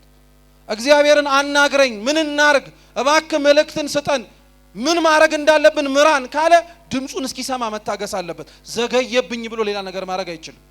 ዛሬ አብዛኞቻችን እግዚአብሔርን ጠርተነው ተማጽነነው ምን እንድናረግ ትፈልጋለህ ብለነው ድምጹን ለመስማት ራሱ አንፈልግም። እኛው ራሳችን የምናረገውን ወሰነናል። ቶሎ ብለን እንጸልይና በልበቃ በዚህ ደግሞ ዘምተን የሆነ ነገር እናርግ ይባላል። እንዴት ማለት ነው? ከሰማው እስከ ጥግ ድረስ ነው መስማት ያለብህ። አርግ ያለን እስከ ጥግ ድረስ ነው ማድረግ ያለብህ። እነሱ ከታች ሌላ ኃጢአት እየሰሩ ነበር። ስለዚህ እግዚአብሔር አምላክ መጀመሪያ የገረዛቸው በህጉ ነው። እስኪ መጀመሪያ በሉ የገረዛቸው በምኑ ነው? በሕጉ ነው። ሁለተኛ ጊዜ ገረዛቸው ማለት ምን መሰላችሁ? ያ ኢያሱ አንስቶ እስራኤላውያንን ገርዟቸው የጣለበትና የተጠቀመበት ድንጋይ ጌታችን ኢየሱስ ክርስቶስ ነው። ቅዱስ ጳውሎስ አንደኛ ቆሮንቶስ መልእክቱ ምዕራፍ 10 ቁጥር 4 ላይ ያ እስራኤላውያን የውሃ ምንጭ ወጥቶላቸው ይጠጡበት የነበረው አለቱ ክርስቶስ እንደነበረ ይናገራል። ሁለተኛ ጊዜ ግረዛቸው ማለት የኦሪቱን ሕግ ሰጥቻቸው ነበረ እንዲያዩት እንዲመለከቱት ራሳቸውን እንዲያስተካክሉበት። እሱ አልበቃ ቢለን እግዚአብሔር አምላክ ሌላ ጨመረልን። እሱ ራሱ ሰው ሆኖ አስተማረን። ሁለተኛ ግረዛቸው ማለት እሱ ነው። ቀጠለናስ ምን አለው ስትሰሙ? ቁስላቸው እስኪሽር ድረስ እዛው ያሉበት ቦታ ይቀመጧል። ምክንያቱም የተገረዘ ሰው ወዲያውኑ ተነስቶ ምን ማድረግ አይችልም፣ መንቀሳቀስ አይችልም። ምን ማለት መሰላችሁ? ቁስላቸው እስኪሽር ያሉበት ቦታ ይቀመጡ ማለት አንድ ሰው ኃጢአት ሲሰራ ከነበረ በደል ሲሰራ ከነበረ የእግዚአብሔርን ሕግ ሰምቶ አቁም ሲባል ማቆሙን ሊያቆም ይችላል። ግን ከኃጢአት በላይ ልምድ ክፉ ስለሆነ መተው ያስቸግሯል። ዛሬ አሁን ዘፈን ኃጢአት መሆኑን ሁላችንም እናውቀዋለን። ለምን አናቆመው? ሁለት ቀን ታቆመውና ሶስተኛው ቀን ላይ ምን ያረጋል? እንድታጉረመርሙ ያረጋል። ትለዋለህ። ገብቷችኋል? ስለዚህ ትተናንተውም ማለት ነው። ብትሰርቅ 3 ቀን 4 ቀን ልትሰበሰብ ትችላለህ። ብትጠጣ ብትዘሙት ሌላም ነገር ብታረግ ጥለን አንጥለውም ማለት ነው። እየሰማችሁ ነው? ቁስል ማለት እሱ ነው። ኃጢአት ጠባሳ ቁስል ጥቶ ነው የሚያልፈው። ስለዚህ ምን አለ? እስኪሽሩ ድረስ እዛው ያሉበት ቦታ ይቀመጧል። እግዚአብሔር አስተምሮት ኃጢአቱን እንዲተው የመከረው ሕዝብ ይረፍ ማለት ከቤተ ክርስቲያን አይውጣ ማለት ነው። እዛው ይቀመጥ ቁስሉ እስኪሽርለት መልሶ ወደ ወጣበት ኃጢአት እንዳይመለስ እግዚአብሔር እንዲጠብቀው አስቀምጧል። ከዛ በኋላ እግዚአብሔር ምን አላቸው? ፋሲካውን እንዲያከብሩ ነገራቸው። እንግዲህ ስሙ፣ ይሄ ሁሉ ቅድመ ዝግጅት ፋሲካ ለማክበር ነው። ፋሲካው ጌታችን ኢየሱስ ክርስቶስ ቅዱስ ሥጋና ክቡር ደም ነው። ግዝረቱ ጥምቀት ነው አልን። ሁለተኛው ግዝረት ማለት አምላክ ሰው ሆኖ የሰጠን ሕግ ነው አልን። ቁስል መሻር ማለት ኃጢአታችንን ትተን በጽድቅ መጠገንና መቆም ማለት ነው። ሰው ወደ ቅዱስ ሥጋ ወደ ክቡር ደሙ ሲመጣ ሊያደርገው የሚገባውን ቅድመ ዝግጅት አስቀድሞ ጌታችን በኢያሱ አሳየን። ይሄንን ሁሉ ካስደረጋቸው በኋላ ነው ቀጣዩ የቅዱስ ሚካኤል ታሪክ የሚመጣ። ልክ ፋሲካውን አክብረው በጨረሱ ጊዜ ላይ ኢያሱም ቀና ብሎ የኢያሪኮን ምድር ተመለከተ ይላል። እስኪ ኢያሱ በሉ። ምንን አየ? ኢያሪኮን አያት። ሊገቡባት እንወርሳታለን ብለው አስበው ወደ ከነዓን ሲጓዙ የሚያልፉባትን መሬት ተመለከተ። ኢያሪኮን በአይኑ እየተመለከተ ከኢያሪኮ በሚያው እይታ ውስጥ አንድ የተመዘዘ ሰይፍ የያዘ ሰው ከፊት ለፊቱ ቆመበት። ኢያሱ በጣም እኮ የሚገርም እንዴት ጽኑ ነው። አሁን እኔና እናንተ ተስፋ የምታረጉት ቦታ ወደ ቤተ ክርስቲያን ጧት እየመጣችሁ በሩ ላይ ጥበቃው ሳይሆን በጣም የሚያስፈራ ሰይፍ የያዘ የሚንቦጎቦግ ሰው ቆሞ ብታዩ ምን እንደምትሉት? ኢያሱ ምን እንዳለው ታውቃላችሁ? አንተ ከማን ወገን ነህ ያለው? ከኛ ወገን ነህ ወይስ ከጠላቶቻችን ወገን ነህ አለው። አሁን እኛ እንደዛ ብለን አንጠይቅም። ሲጀመር እንደዚህ ያለ ነገር ቤተ ክርስቲያን ላይ ቆሞ ስንመለከትም ምንም ቤተ ክርስቲያን የመጣን ሰዎች ብንሆንም ነገም መቼም አይቀርም እሱ ሲሆድ ወይ ዋታ ጧት ላይ መጣለሁ ምናምን ብለን የምንሄደው። ኢያሱ በፍጹም ቆመ ፊት ለፊት። አንተ ከማን ወገን ነህ አለው። እና ቅዱስ ቄርሎስ ምን ይላል? አንደኛ ዮሐንስ መልእክት ምዕራፍ 4 ቁጥር 1 ላይ እግዚአብሔር ከሚሰጣቸው ጸጋዎች መካከል አንዱ መናፍስትን መመርመር ነው ይላል። ምንን መመርመር? ኢያሱ ፊት ለፊቱ ቆሞ የተመዘዘ ሰይፍ ይዞ የታየውን ሰው አንተ ከማን ወገን ከኛ ነው ወይስ ከጠላቶቻችን ብሎ የጠየቀው መናፍስትን እየመረመረ ነው። ኢያሱ ከዚህ በፊት እኮ መላእክትን ሙሴ ሲያይ አይቷል። ለራሱም ጭምር ታይተውለታል። ከዛም ባለፈ ለመላእክት አዲስ አይደለም፣ ግን ሲገለጡለት መረመረ። ቁም ነገር እኮ አለው። ይሄ እኮ ትምህርት ነው። በህልማችሁ ተኝታችሁ አየን የምትሉትን አልጋችሁ ላይ የተገላበጣችሁ የምትመለከቱትን ነገር በሙሉ እናንተ እንደገዛ ፈቃዳችሁ አትተርጉሙት። ያየኸው ቀይ ሰው በሙሉ ማርያም አይደለም፣ ሚካኤል አይደለም፣ ገብርኤል አይደለም፣ መናፍስትን ሁሉ መርምሩ ይላል መጽሐፍ። አንተ ከማን ወገን ነህ ብለህ መጠየቅ አለብህ። ከኛ ነህ ወይስ ከጠላቶቻችን ወገን ነህ? ምክንያቱም ቅዱስ ጳውሎስ የገላትያ መልእክቱ ምዕራፍ 1 ቁጥር 8 ላይ ሰይጣን ራሱን የብርሃን መልአክ አድርጎ እንደሚመጣ ይናገራል። ራሱን የብርሃን መልአክ አድርጎ የሰማይ መላእክት የማይሰብኩትን ስብከት እየሰበከ ይመጣል። ስለዚህ ቅዱስ ኢያሱ ጠየቀው፣ አንተ ከማን ወገን ነህ? ከኛ ነህ ወይስ ከጠላቶቻችን ወገን ነህ? የተመዘዘ ሰይፍ ይዞ የቆመው ያ ወታደር ምን ብሎ መለሰለት? ከናንተም ወገን አይደለሁም ከጠላቶቻችሁም ወገን አይደለሁም፣ እኔ የእግዚአብሔር የሰራዊቱ አለቃ ነኝ አሉ። እስኪ እኔ በሉ የእግዚአብሔር የሰራዊቱ አለቃ ነኝ። ያ የተመዘዘ ሰይፍ ይዞ የቆመው ወታደር የመጣው ቅዱስ ሚካኤል እንደሆነ እናውቃለን። ለምን እንዴት እንደሆነ እነግራችኋለሁ። ግን ቅዱስ ሚካኤል የመጣው ማንን ሊረዳ ነው? አረ መልሱ ተው። እስራኤላውያንን ነው። ኢያሱ እስራኤላዊ ነው። ህዝቡ እስራኤላዊ ነው። ከማን ወገን ነህ ሲለው ከናንተ ጋር ነኝ ቢለው ምን ችግር አለ? ምንም እኮ ችግር የለም። ሊረዳው የመጣው ማንን ነው? እነሱን ነው። ከጠላቶቻቸው ወገን እንዳልሆነ እናውቃለን። እየሰማችሁኝ ነው? ከጠላቶቻቸው ወገን እንዳልሆነ እናውቃለን። ከነሱ ወገን እንደሆነ እናውቃለን። ግን ከማን ወገን አይደለሁም ማለት ካንተም አይደለሁም ከጠላቶች ከነሱም ወገን አይደለሁም። እኔ የእግዚአብሔር የሰራዊቱ አለቃ ነኝ አሉ። ምን ለማለት ተፈልጎ ነው? የመላእክት ተፈጥሮ እንደ ሰው ልጅ ተፈጥሮ አይደለም። ከናንተ አንዱ አይደለሁም ከናንተ ወገን አይደለሁም የሚለው በሰው አምሳል ታየው እንጂ እንደ ሰው ስጋ ያለኝ እንዳልመስልህ እያለው እየሰማችሁ ነው? ከነሱም ከጠላቶችም ወገን አይደለሁም ማለት እንደዚሁ ተመሳሳይ ነው። ሰው አልሆንኩም ብቻ አይደለም ያለው፣ ወይንም ደግሞ እንደ ሰው ስጋ ያለኝ አይደለሁም እኔ ረቂቅ ፍጡር ነኝ እያለው ነው። በአንጻሩ ደግሞ አይ ከጠላቶችም ወገን አይደለሁም ሲለው ተመሳሳይ መልእክት እየሰጠው ነው። አጥፊም ሆኜ አይደለም የመጣሁት እኔ አንተን ልረዳን የመጣሁት እያለው በተፈጥሮ እነሱን እንደማንመስል እኛም እነሱን ልንሆን እንደማንችል አስረግጦ ነገረው። እኔ ከናንተ ወገን አይደለሁም ማለት እኔ የእግዚአብሔር የሰራዊቱ አለቃ ነኝ አለ። ቀጠለና ታዲያ ጌታ ሆይ ምን እንዳረግ ትፈልጋለህ አለው ኢያሱ። ምክንያቱም እየታየው ያለው ወታደር ሆኖ ነው። ስለዚህ የእግዚአብሔር መልአክ ምን አለው? የቆምክባት ስፍራ የተቀደሰች ናትና ጫማህን ከምን አውልቅ አለው? ከእግርህ አውልቅ አለው። ልብ ብላችሁ አድምጡ። ይሄ የተመዘዘ ሰይፍ ይዞ ከፊት ለፊቱ የቆመው የእግዚአብሔር መልአክ ነው። የእግዚአብሔር የሰራዊቱ አለቃ እያለ ተደጋጋሚ ይናገራል። ዳንኤልም በትንቢቱ ላይ ተናግሯል። ከዋነኞቹ አለቆች መካከል አንዱ ሚካኤል ምን ሊያረጋይ መጣ ብሎ ሊረዳይ መጣ ብሏል። ይሄ ከፊት ለፊቱ የቆመው የእግዚአብሔር አለቃ ሚካኤል ነው የምንለው ለዛ ነው። ሲታየው ሲገለጥለት በሰው አምሳል የታየው የተገለጠለት ለምንድን? ሊረዳው ሊገነዘበው ሊያውቀው በሚችል መንገድ ነው መታየት ያለበት። መላእክት በባህሪያቸው ረቂቃን ናቸው። አይያዙም፣ አይጨበጡም፣ አይዳሰሱም። ሲታዩ ሲገለጡ ግን እኛ ልንረዳውና ልናውቀው በምንችለው መልኩ ይነገራል፣ ይታያልም ጭምር። ስለዚህ የማይታየው የእግዚአብሔር መልአክ በአይነ ስጋ ለመመልከት ብንፈልግ ማየት የማንችለው የእግዚአብሔር መልአክ ለኢያሱ ግን ሲሆን የተመዘዘ ሰይፍ ይዞ የመጣ ሰራዊት መሰለው። ሁለተኛ ለምን ሰራዊቱ መስሎ ስታየው?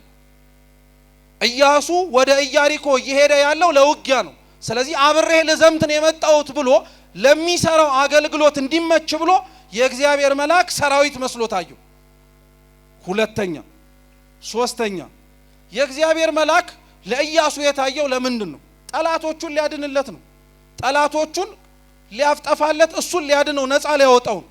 የእግዚአብሔር መልአክ በነገራችን ላይ በተለይ ቅዱስ ሚካኤል ምን ያልተገኘበት የኦሪት ታሪክ አለ። በነገራችን ላይ ሚካኤልን ሰው እኮ ወዶ አይደለም በነገራችን ላይ ሁሉንም ነገር የሚለምን። ኢያሱ ጋር ስትሄዱ ጠላቶቹን ድል የሚያደርግ ሰይፍ ይዞ ቆሞ እንዳትፈራ እንዳትደነግጥ ብሎ የሚናገር መልአክ ሆኖ ታገኙታላችሁ።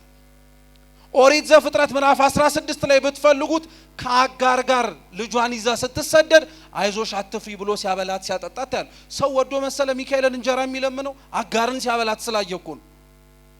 ሰው ወዶ መሰለ ሚካኤልን እርዳኝ የሚለው? እስራኤልን ሲራዳ ስለተመለከተ እኮ ነው። ሰው ወዶ መሰለህ እንዴ ሚካኤልን እንኳን ማብላትና መታደቅ ቀርቶ የእግዚአብሔርን መንግስት አውርሰኝ ብለን እኛ ሚካኤልን ልጠይቀዋለን? ለምን ብላችሁ አትጠይቁም?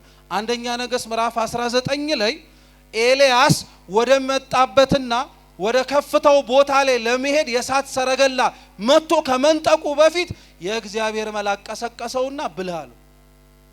ብላ በልቶተኛ መልሶ አሁንም ደግሞ ቀሰቀሰውና የምትሄድበት መንገድ ሩቅ ነውና ምን አርጋለው መልሶ ብላ አለው። የእግዚአብሔር መልአክ አያችሁት?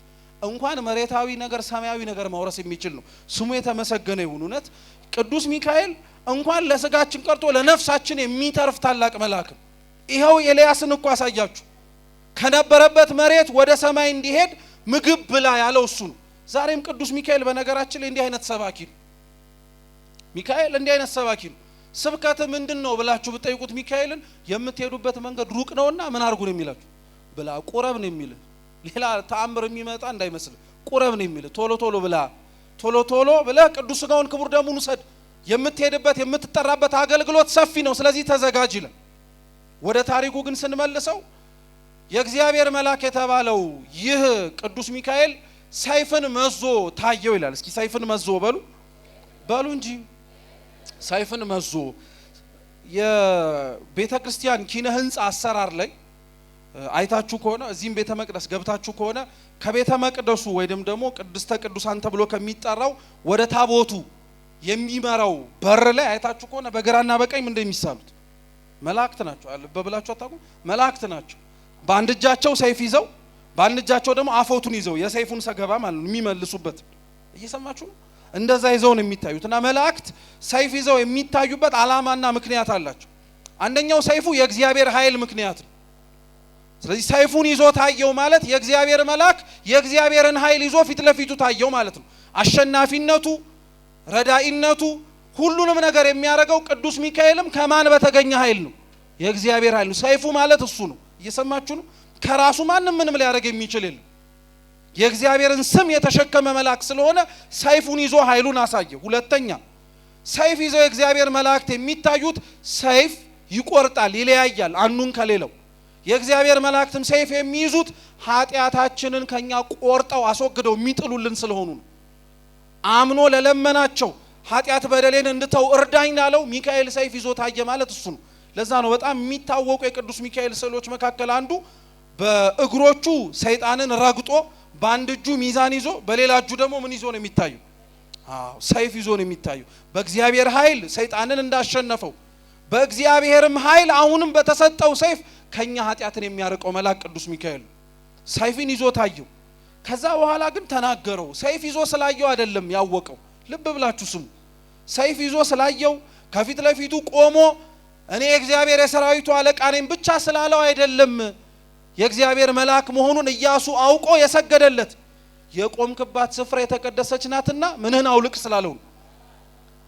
ይሄን ንግግር በነገራችን ላይ ለኢያሱ ይሄን መልአክ ከመናገሩ በፊት ለሙሴ ነው የነገረው። ኦሪት ዘጸአት ምዕራፍ 3 ላይ እግዚአብሔርም ሙሴን በሐመልማሉና በነበልባሉ በኩል ታላቅ ምልክትን ሲያይ ሙሴ ደነገጠ። ምን አይነት ምልክት ነው ብሎ ሊጠጋ ሲል የእግዚአብሔርን መልአክ በሚያየው በዛ ተአምር ምልክት ላይ ቆሞ የቆምክባት ስፍራ የተቀደሰች ናትና ምንህን አውልቅ አለው። ስለዚህ ሙሴ ለኢያሱ ነግሮታል። እግዚአብሔርን ለመጀመሪያ ጊዜ ሲያገኘው የመጀመሪያ ሙሴን የነገረው ነገር ጫማህን አውልቅ። አሁንም ኢያሱን የእግዚአብሔር መልአክ ለመጀመሪያ ጊዜ ኢያሪኮን ከመውረሱ በፊት ሲያገኘው ጫማህን ምን አልቃሉ? የእግዚአብሔር መልአክ ሚካኤልን በምኑ ታውቁታላችሁ ከተባላችሁ በንግግሩ ነው የምታውቁት። ሚካኤል በንግግሩ ይታወቃል። ከእግዚአብሔር የሚያቀርብ ነገር ነው የሚናገረው። ወደ አምላክ የሚወስድ ነገር ነው የሚናገረው። የቆምክባት ስፍራ የተቀደሰች ናትና ጫማህን አውልቅ አለው። የእግዚአብሔር መልአክ እኮ ቆሞ የታየው ኢያሪኮ ላይ እኮ።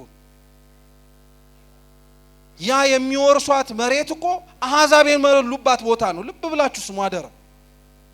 በኃጢአት በነውር በክፋት የሰለጠነች ቦታ ላይ የእግዚአብሔር መልአክ ቆሞ ሲያየው ሰገደ። የቆመበትን ቦታ ሳይሆን የቆመውን እሱን ያየው። የእግዚአብሔር መልአክ የቆመበት ቦታ በሙሉ ቅድስና አለው። ቦታው እንኳን የረከሰ ቢሆን ቦታው እንኳን ያልተገባ ቢሆን እሱ ካለ ግን ሁሉም ነገር ይቀደሳል፣ ይባረካል። እና እውነት ለመናገር ክርስቲያኖች ኢያሪኮ ማለት በቃ እኛንን ሀገራችን በሉት በቃ የምንሰማው የምናየው የምናደምጠው ነገር በሙሉ በጣም ጆሮ ጭው የሚያደርግ ነገር ነው። ሚካኤል ሲቆምበት ግን ሁሉም ነገር ይረጋጋል፣ ጸጥ ይላል። ሁሉም ነገር ልብ ማለት እንድንችል ፊታችንም ይከፈታል፣ እንጽናናለን። ራሱ እርሱን ቆሞ ስናየው እውነት ቅዱስ ሚካኤል እንኳን በሀገራችን ብቻ ሳይሆን በሁላችን ሰውነት ላይ ይቁምልን። በጣም ማንመች ሰዎች ስለሆነ ተናገረው። የቆምክባት ስፍራ የተቀደሰች ናትና ጫማህን አውልቅ አለው። ጉዳዩ ከጫማ ማውለቅ ጋር አይደለም። አንደኛ ጫማህን አውልቅ እያለው ያለው ለምን መሰላችሁ? ጫማ የኛ እግር መሬት ላይ ያለው ቆሻሻ እንዳይነካው የሚከላከል ነገር ነው። ጫማህን አውልቅ ማለት መሬት ከተባለው ከአካል ጋር እንዳትገናኝ የሚያደርግህን ነገር አውጣ እያለው ነው። ምን ማለት መሰላችሁ? መሬቱ እግዚአብሔር ነው፣ እግራችን እኛ ነን። ጫማው መካከል ላይ ያለው እኛና እግዚአብሔርን ላያገናኘን የሚችለውን ነገር አውልቃችሁ ጣሉ እያለ ነው። እየሰማችሁ ነው? ይሄ ሁሉ ክፋታችን፣ ነውራችን፣ ዘረኝነታችን፣ አድመኝነታችን በልባችን ውስጥ የሰለጠነብን ከእግዚአብሔር ጋር እንዳንገናኝ ያደረገን ነገርን በሙሉ ምን አርጋችሁ ጣሉት? አውቃችሁ ጣሉት። የቆማችሁባት ስፍራ ምን ያረገች ናት? የተቀደሰች ናትና አለ። ሁለተኛስ ጫማ የሚሰራው ከሞተ እንስሳ ቆዳ ነው። የሞተ እንስሳ ቆዳ ነው አንድ ሰው ጫማ አድርጎ በጊዜው ይራመድበት የነበረው። ጫማ አድርጎ አሰርቶ በማሰሪያ ቋጥሮ ከዛ ላይ ይራመድበት ነበር። ምን ማለት መሰላችሁ? ጫማን አውልቀጣል ማለት ጫማ እስራት አይደለ? ከእስራት መጀመሪያ ተፈታ። ኃጢአት ነውርህን ተወው። የቆምክባት ስፍራ ምን አይነት ቦታ እንደሆነች ወቋት። የቆማችሁባት ስፍራ የእግዚአብሔርን ድምጽ የምንሰማበት ብቻ አይደለም። የቆማችሁባት ስፍራ ተአምር የምታዩበት ብቻ አይደለም። የቆምንባት ያለንባት ቤተ መቅደስ የእግዚአብሔር አካሉ ናት። እዚህ ሰው ጫማውን ካላወለቀ የት ሊወልቅ ነው? እዚህ ሰው ራሱን ዝቅ ካላረገ የት ራሱን ዝቅ ሊያረግ ነው? እዚህ ሰው ራሱን ከእግዚአብሔር ጋር ሊያገናኘው የሚችለው ነገር አውልቆ ካልጣለ የት ሊጥል ነው? እዚህ ነው መቀደስ፣ እዚህ ነው መባረክ፣ እዚህ ነው ንጽህናንና እዚህ ነው ቅድስናን ገንዘብ አድርጎ መሄድ የሚቻለው አላቸው። ቅዱስ ጎርጎርዮስ ዘኑሲስ ደግሞ በተለየ መልኩ ይተረጉማል። ምን ይላል መሰላችሁ? ያረጎት ጫማ ወይም ኢያሱ እግር ላይ ያለው ጫማ ማለት ኦሪት ዘፍጥረት ምዕራፍ 3 ላይ አዳምና ሔዋን የብርሃን ልብሳቸው ሲገፈፍ እግዚአብሔር ያለበሳቸው የቁርበት ምሳሌ ነው ይላል። እየሰማችሁ ነው? ቁርበቱን አዳምንና ሔዋንን ያለበሳቸው እግዚአብሔር አገልድመው ሊወጡ ሲሉ ውጭ የሚወጡበትን አያውቁትም። እነሱ እንደ ገነት ነው የመሰላቸው ዓለም ብርድ የሌለበት ሁሉም ምቹ የሆነበት ነበር የመሰላቸው። እየሰማችሁ ነው? እግዚአብሔር ግን አይ ኀፍረተ ሥጋችሁን የለበሳችሁት ብቻ አይበቃችሁም ውጭ ስትወጡ፣ ስለዚህ ቁርበት ላልብሳችሁ አለና የሞተ የእንስሳ ቆዳ ልብሳቸው አድርገው እንዲለብሱት አደረገ። ከሞተው ከእንስሳ ቆዳ በፊት ካገለደሙት የበለስ ቅጠል በፊት አስቀድሞ ይለብሱት የነበረው የብርሃን ልብስ ነው። የምን ልብስ? የብርሃን ልብስ ነው። የብርሃን ልብሳቸውን አውልቀው ቆዳ ወደ ማድረግ ደረጃ ወረዱ። ዛሬም የእግዚአብሔር ልጆች የሚያሰኘንን ነገር በሙሉ አሽቀንጥረን ጥለን መሬታዊ ከሆነን ሰንብተናል። ዓለማዊ አስተሳሰብ፣ ዓለማዊ ንግግር፣ ዓለማዊ አኗኗር። አዳምና ሔዋን እኮ አሁን ቁርበታቸውን አውልቆ የብርሃን ልብስ ለብሰው ገነት ውስጥ እየተመላለሱ ነው። እኛ የነሱ ልጆች ግን እግዚአብሔር የሰጠንን የብርሃን ልብስ ቅድስና ለብሰን በብርሃኑ መመላለስ ሲጠበቅብን እኛ ቁርበት ካለበስን ብለን እናስቸግራለን። ለራሳችንም አላወቅንበትም። አያችሁ? ስለዚህ ያረጋችሁት ልብስ አይሆናችሁም እያላችሁ ነው። የምትኖሩት ኑሮ አይበጃችሁም። የምታስቡት ክፉ ሐሳብ ይቅርባችሁ።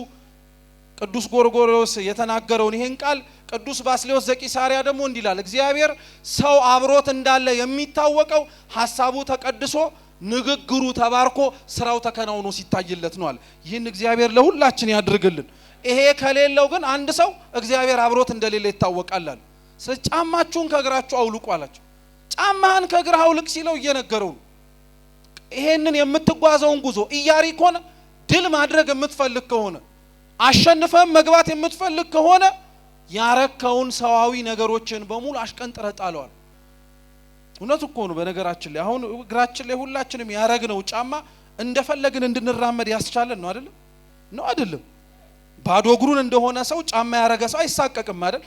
ቢያንስ እንኳን የሆነ ነገር ቢወጋ እንኳን ቀድሞ የሚወጋው ምኑን ነው?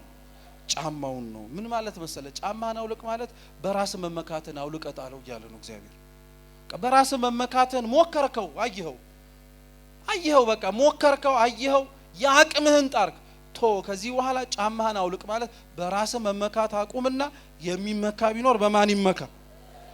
ሁላችንም ጫማችንን ማውለቅ እንድንችል እግዚአብሔር ይርዳን። ደጉ መልአክ ቅዱስ ሚካኤል በቸርነቱ በመረቱ ለእግዚአብሔር የማያስቀርበውን ነገራችንን በሙሉ አውልቀን መጣል የምንችልበትን ጉልበቱን ይስጠን። የሰማነውን በልቦናችን ሰሌዳ ይጻፍልን። ያስተማረን የመከረን አምላካችን ስሙ የተመሰገነ ይሁን። በተማርነው ፍሬ እንድናፈራ ይርዳን። ከምንም በላይ የሰማነውን ለመኖርም አምላካችን ይፍቀድልን። በጎደለው በነጠበው በክቡራን አባቶቻችን ካህናት በሊቃውንት የሚታረም ይሁን። ወስብሐት ለእግዚአብሔር።